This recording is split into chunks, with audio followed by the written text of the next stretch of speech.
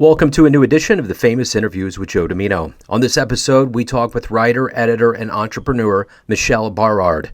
She helps aspiring authors and business people who want to establish their thought leadership in their industries to get their message into the world. She educates intended audiences about the self-publishing process and how they can utilize their books to further their careers and develop a business. Her company, Urban Book Editor, is adept to understand urban culture and language of urban characters and possesses a firm grasp of standard grammar to provide superior service. She has great insights and stories. Enjoy this interview. Hi, how are you? Joe Dimino, how are you? Very fine. Thank you, Joe, for calling. Yeah, you bet. Thanks for taking a minute out today. I appreciate it.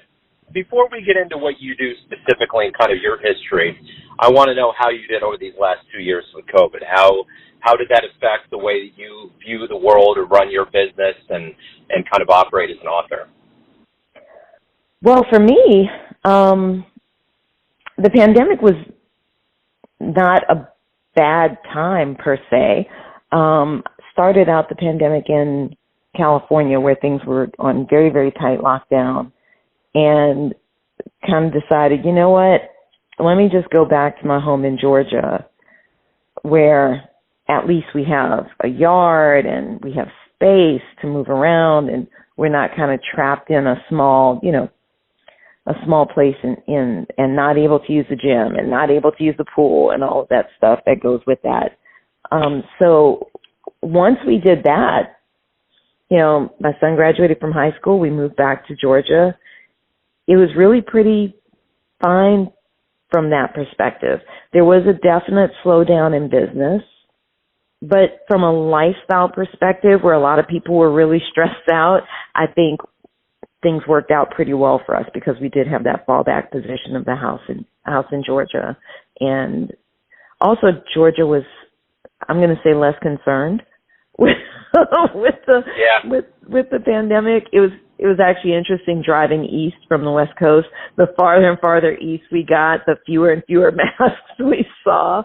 And we looked like the lunatics because we were wearing our masks and had Lysol wipes and all that for the drive. But, we kind of kept to ourselves.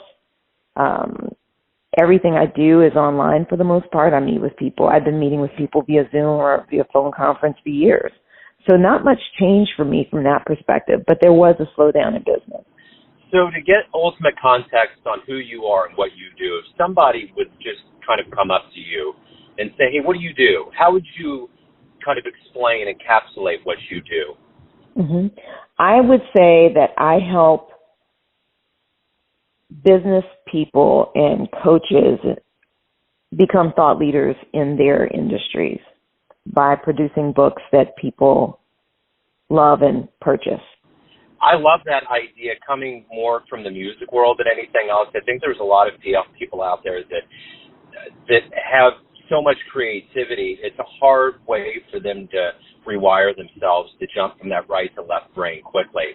And I think it's really good that there's people like you that are out there that can allow people and give them assistance to do things that may not seem so native, I mean, do you ever think about that in the context of, allowing their creativity to flourish because they don't have to worry about the business end of things, so to speak? Well, I think that it's actually a misunderstanding of what true business people are. True business people are problem solvers, and in order to be a good problem solver, you have to be creative already. They're just activating that creativity in that particular direction. So what we do with the writing programs and coaching that I do is really just encourage them to focus that energy in a slightly different way. But they're already extremely creative people.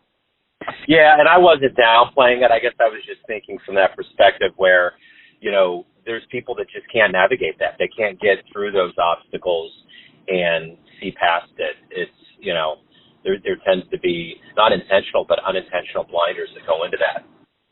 Well, yeah, but I think it's because of the way that we perceive business in this country. That's my perception.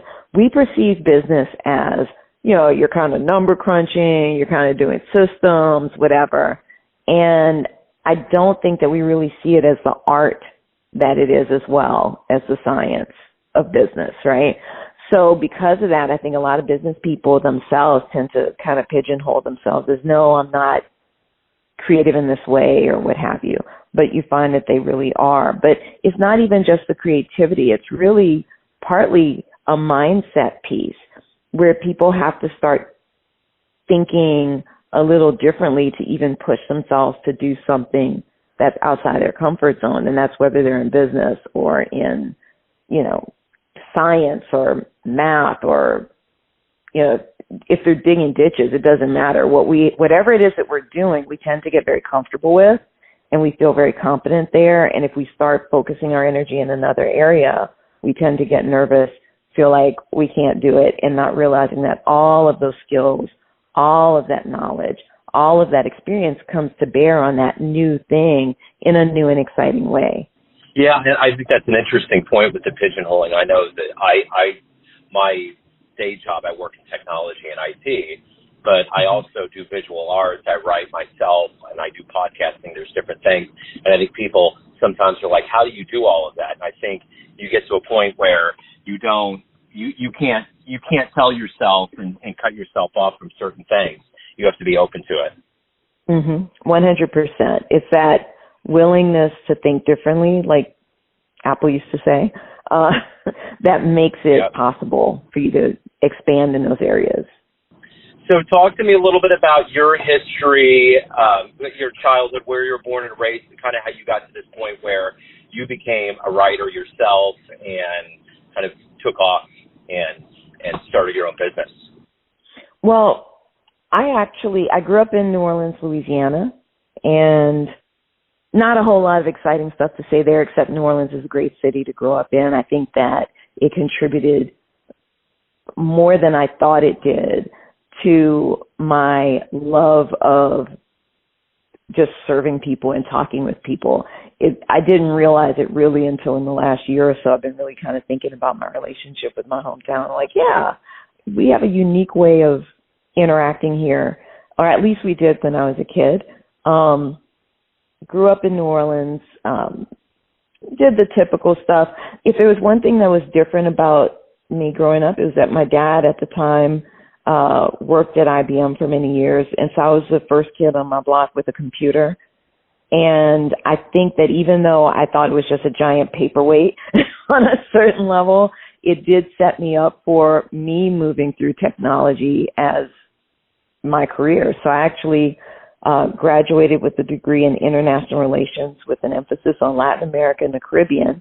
But that was because by the time I realized I love computers and technology, I just didn't have the money to stick around and shift gears. So I always found a way to grow a position around me so that I could get into technology. And that's how I started getting into things like software training and so forth. And I started doing technical writing and documentation as well as training, creating courses for the companies that I work for. And at some point, just as part of need to have a creative outlet, I volunteered as a reviewer for a website called The Urban Book Source, and they would send me 3 or 4 books a month, and I would read the books and write reviews, and I found myself saying over and over and over again, edit, edit, edit. And then finally I said, Michele, maybe people aren't editing because they don't know how, they don't have the resources, what have you, and I started the company as part of the solution rather than just complaining. And I did that in 2012. Since then, I've helped authors in a number of genres, everything ranging from urban fiction, or what's sometimes called street lit, through memoir, self-help, spiritual, and so forth. So growing up, what was a book that really inspired you, that you really came back to, maybe part of the curtains for you that really made you think that might be something you want to do? So I had an obsession with poetry, actually, and that is actually where I like to focus my writing for the most part, is on poetry. But I was obsessed with Edgar Allan Poe, actually, and so I had a collected works of Edgar Allan Poe books that I might even still have to this day. I have books that I've been lugging around with me since I was a girl that my mom had given me. She used to insist that we read classics, American classics, as well as things like Shakespeare and stuff like that. So I love Edith Wharton. I love Shakespeare's work. My favorite was always King Lear. That was always my favorite play of his. But really, it was the poetry that struck me. And Edgar Allan Poe in particular, he was a little dark, you know, and I loved that. So that's really what inspired me. I also could honestly say I know why the Cage Bird Sing by Maya Angelou just, I think, shifted my reality in so many ways to read this story of a Southern girl. You know what I mean? Absolutely. I didn't mean to cut you off. No, go ahead. Oh, no, not at all. No, just to read that story that was so rich and so painful at the same time. You know, I guess in that vein there, you know, kind of connecting to things, you know, sometimes we're only as good as those that we look up to and role models. Who would you consider those for you? Maybe a hero or a role model in your life? I think the women in my family are personal role models of mine. You know, their demonstration of love and their perseverance to the extent that they could through their challenges are personal role models. For writing, I love the richness of Isabel Allende, the complexity of Gabriel Garcia Marquez. I love the storytelling of Maya Angelou. I love Alice Walker, the way that she's like politically informed in her writing.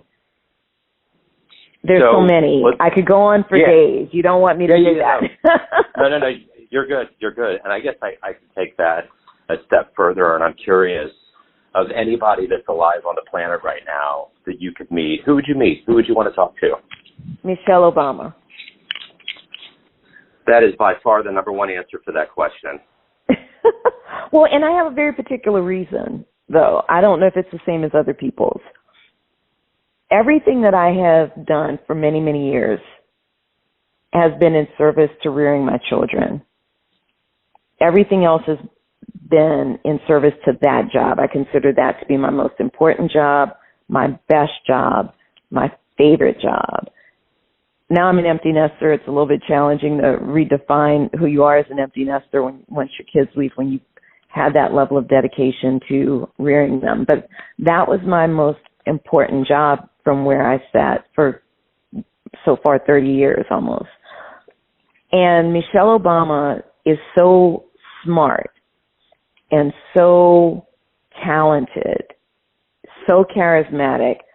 She could have run for president, and yet she made a choice at some point to put her career on the back burner and focus on her family. And that's, I think that's amazing and brave and challenging. And that's really why her, because I really want to know how she navigated that and how that worked in her life, and what other people had to say and how did she deal with that and all the things that go with that. Does that make sense?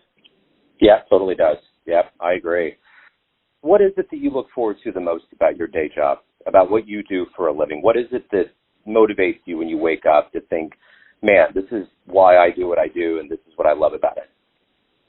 I believe that sharing our stories is how we get to know one another. And I believe that the reason that we have so much strife in this country and possibly around the world is because we don't know one another. We believe that we're very different when in reality we are much more similar than we think. And I think if we understood that, we would have more peace and more cooperation. And then that's why what I do, this is how I serve. This is one of the ways that I serve, right? I believe that if I can help in my little corner of the world, that's why I have my podcast. That's why it's important that people share their stories, in my opinion, because we can come to understand one another better. And through understanding, there'll be less fear. I think that's one of the marvels of this modern notion of podcasting that has been really picking up steam and really allowed people to kind of open up and branch out. I mean, not just people like us, but I think even it's humanized even celebrities. I mean, as much as those podcasts aren't things that I listen to because I can only take so much, I hit a threshold, but I think they get to a point where they can kind of branch out and kind of humanize themselves because we have, there's a level of us that is so mystified by that. But anyway, I think it's really good. I think it helps with human empathy too, to understand where everybody's coming from and what's going on. Oh, 100%. And I also think it's a little selfish to hold back your story. I've come to believe that over time. At first, I come from very private people. I mean, I didn't know that my grandmother had leukemia after she died. Basically, until she went to the hospital and was dying in the hospital. Nobody knew. And that probably was a comfort to her, right? But for us, it was confusing. And why would she not share with us? And I think that we sometimes underestimate how important it is to share with those around us. And sometimes, for many of us really, with the broader population, what our story is. Because number one, it helps us to understand one another. But number two, you never know whose life you're going to touch with your story. Very true. So if you have a drink tonight and you run into your younger version, maybe in your early 20s, and you could give your younger version a piece of advice based on what you've learned throughout all these years, kind of the wisdom that you've gained, what would be the thing that you would tell your younger version? I would say that you're going to face some things that are potentially devastating to you. And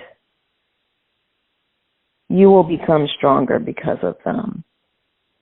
And you will not feel like hearing that. And it will still be true. So let's say we talk in 5 years from now and I ask you, what's going on? What are you going to be happy to tell me? What are you looking forward to? I'm looking forward to saying that I helped 1,000 writers share their stories, that I helped my little corner of the world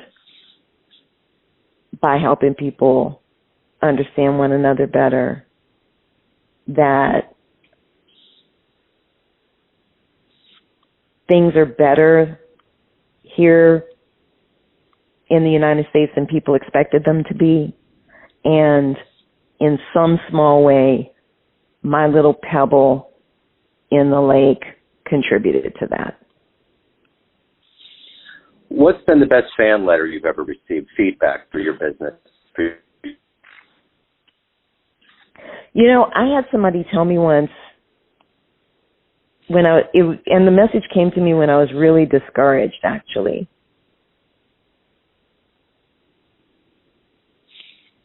And the message was, I just want you to know you really do help people.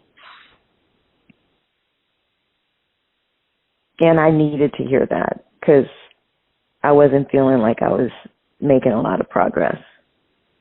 And that has stuck with me.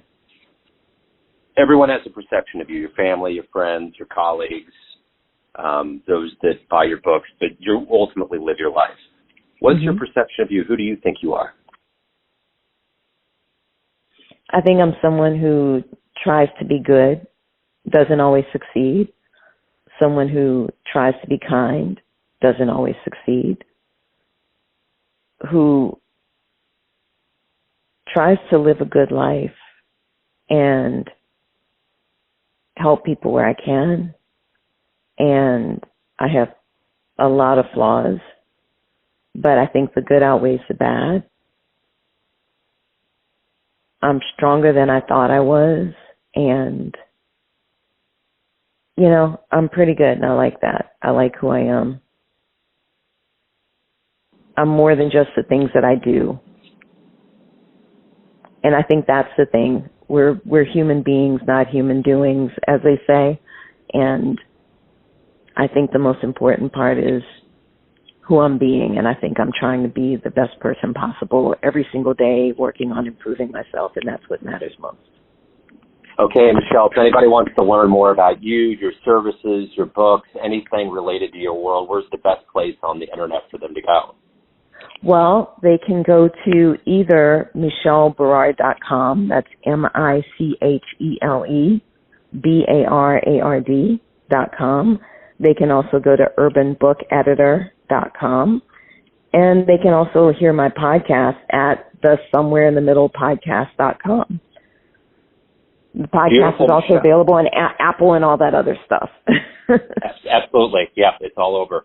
Michele, thank you for opening up. Thanks for taking some time out. Good luck with everything as we move forward. Thank you so much. And I want to tell you, I was listening to some of your shows, and you've had some wonderful guests and done some wonderful, wonderful, really inspiring interviews, and I appreciate the work that you're doing. Thank you. Thank you. And I'm sure you probably realize this, but sometimes I feel like I'm operating in a vacuum. So when I hear that, it's wonderful. I appreciate it. No, it's a really great show. Thank you so much for sharing those voices. Absolutely. Yeah. Thank you. And same to you. Good luck with everything. I appreciate it. Thanks for tuning in to another famous interview with Joe Dimino, where we cover the world of art, literature, business, and music around the globe. If you want to hear more interviews, visit the Famous Interviews with Joe Dimino channel on YouTube. Thanks again for listening, and until next time.